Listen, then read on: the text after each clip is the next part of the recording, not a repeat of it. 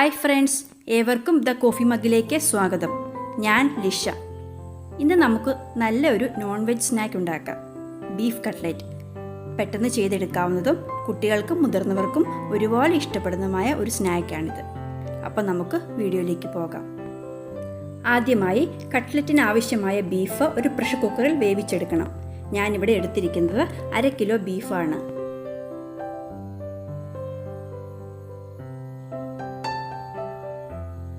ഇത് പ്രഷർ കുക്കറിലേക്ക് ഇട്ട് കൊടുത്ത് കൂടെ 1/2 ടീസ്പൂൺ മഞ്ഞൾപ്പൊടി, 1/2 ടീസ്പൂൺ കുരുമുളക് പൊടി, 1/4 ടീസ്പൂൺ ഉപ്പ് ഇവയെല്ലാം കൂടി ഒന്ന് ഇളക്കി ചേർത്തിട്ട് വേവിച്ചെടുക്കാം.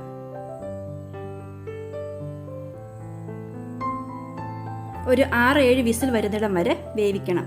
ഇറച്ചിയുടെ മൂപ്പനുസരിച്ച് വേവിൽ വ്യത്യാസം വരാം, അതൊന്ന് ശ്രദ്ധിക്കണേ. സ്റ്റീം പോയി കഴിഞ്ഞ് ബാക്കി വരുന്ന വെള്ളവും കൂടി വറ്റിച്ചെടുക്കണം. അടുത്തതായി ഒരു പാനിലേക്ക് 3 ടേബിൾ സ്പൂൺ വെജിറ്റബിൾ ഓയിൽ ഒഴിച്ച് ചൂടാക്കാം. എണ്ണ ചൂടായി കഴിയുമ്പോൾ തീ മീഡിയം ഫ്ലെയിമിലേക്ക് മാറ്റി ഇതിലേക്ക് തീരെ ചെറുതായി അരിഞ്ഞ 7 വലിയ വെളുത്തുള്ളി, 1.5 ഇഞ്ച് നീളമുള്ള ഇഞ്ചി ചെറുതായി അരിഞ്ഞത്, 2 പച്ചമുളക് ചെറുതായി അരിഞ്ഞത് ഇവയെല്ലാം കൂടി ഒന്ന് വഴറ്റിയെടുക്കാം.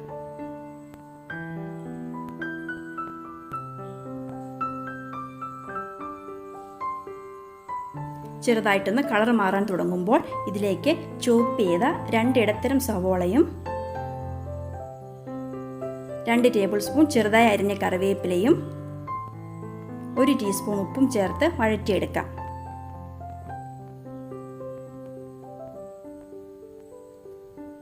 സവോള നന്നായി ഒന്ന് വാടി വരുമ്പോൾ തീ ലോ ഫ്ലെയിമിലേക്ക് മാറ്റി പൊടികൾ ചേർത്ത് കൊടുക്കണം.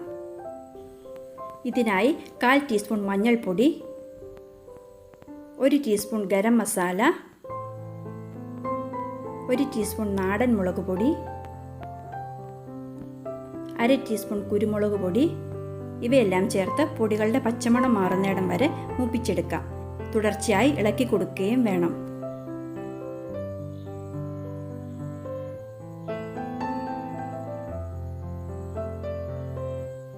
അടുത്തതായി ചേർത്ത് കൊടുക്കേണ്ടത് നമ്മൾ വേവിച്ച് വെച്ചിരിക്കുന്ന ബീഫാണ്. ഞാനിത് മിക്സിയിൽ ഇട്ട് അടിച്ച് നന്നായി മിൻസ് ചെയ്ത് എടുത്തിട്ടുണ്ട്. ഈ ഒരു പരുവത്തിലാണ് നമുക്ക് ബീഫ് മിൻസ് ചെയ്ത് കിട്ടേണ്ടത്. ഇനി മസാലയെല്ലാം കൂടി 1 മിനിറ്റ് ഇളക്കി ചേർക്കാം.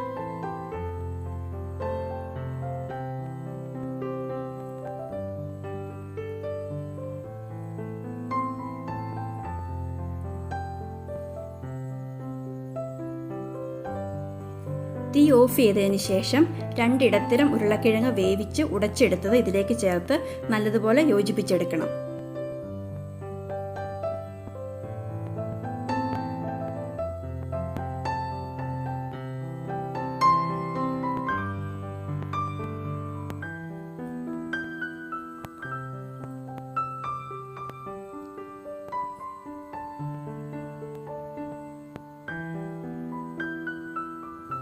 എന്നിട്ട് കൈകൊണ്ട് കൂടി നന്നായി ഒന്ന് കുഴച്ചെടുക്കാം.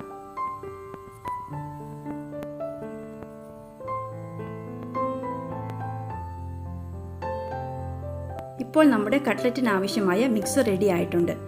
ഇനി ഇത് നമുക്ക് ഷേപ്പ് ചെയ്തെടുക്കാം. ആദ്യം ഈ മിക്സിൽ നിന്ന് കുറച്ചെടുത്ത് ഉരുട്ടിയെടുത്തിട്ട് ഒന്ന് പ്രസ് ചെയ്ത് റൗണ്ട് ഷേപ്പിലാക്കിയാൽ മതി. ഓരോരുത്തരുടെ ഇഷ്ടത്തിനനുസരിച്ച് ഷേപ്പ് ചെയ്തെടുക്കാം കേട്ടോ. ഞാൻ സാധാരണ റൗണ്ട് ഷേപ്പിലാണ് ഈ കട്ട്ലറ്റ് ഉണ്ടാക്കാറ്. ഈ മിക്സ് കൊണ്ട് നമുക്ക് 12ഓളം കട്ട്ലറ്റ് ഉണ്ടാക്കാം. ഇപ്പോൾ കട്ട്ലറ്റ് എല്ലാം ഷേപ്പ് ചെയ്തെടുത്തിട്ടുണ്ട്. ഇനി ഇത് മുക്കിയെടുക്കാനായി ബീറ്റ് ചെയ്ത് 2 മുട്ടയും കുറച്ച് ബ്രെഡ് ക്രംസും ഞാൻ എടുത്തിട്ടുണ്ട്. നമുക്കിതാദ്യം മുട്ടയിലും അതിനുശേഷം ബ്രെഡ് ക്രംസിലും പൊതിഞ്ഞെടുക്കാം.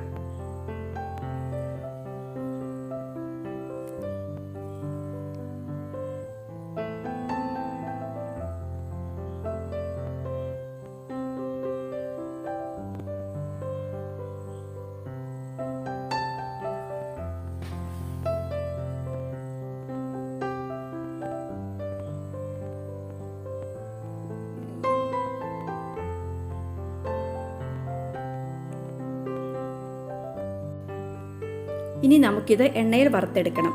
അതിനായി ഞാനിവിടെ എണ്ണ ചൂടാക്കാൻ വെച്ചിട്ടുണ്ട്. വെജിറ്റബിൾ ഓയിലാണ് ഞാനിവിടെ ഉപയോഗിക്കുന്നത്. എണ്ണ നന്നായി ചൂടായതിന് ശേഷം തീ ചെറുതായിട്ടൊന്ന് കുറച്ചിട്ട്, അതായത് മീഡിയം ടു ഹൈ ഫ്ലെയിം, ഇതിലേക്ക് കട്ട്ലറ്റുകൾ ഇട്ട് കൊടുക്കാം. തീ ഒത്തിരി കൂടിപ്പോയാലും കുറഞ്ഞു പോയാലും കട്ട്ലറ്റ് നന്നായി കിട്ടുകയില്ല. അതൊന്ന് പ്രത്യേകം ശ്രദ്ധിക്കണേ.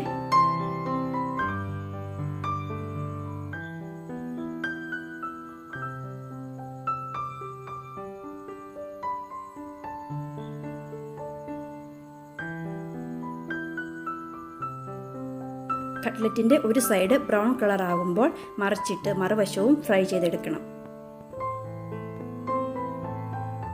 ഇങ്ങനെയെല്ലാം നമുക്ക് വറുത്തെടുക്കാം. കട്ട്ലറ്റ് ചെറു ചൂടോടുകൂടി ടൊമാറ്റോ കെച്ചപ്പിൻ്റെ കൂടെ കഴിക്കാൻ നല്ലതാണ്.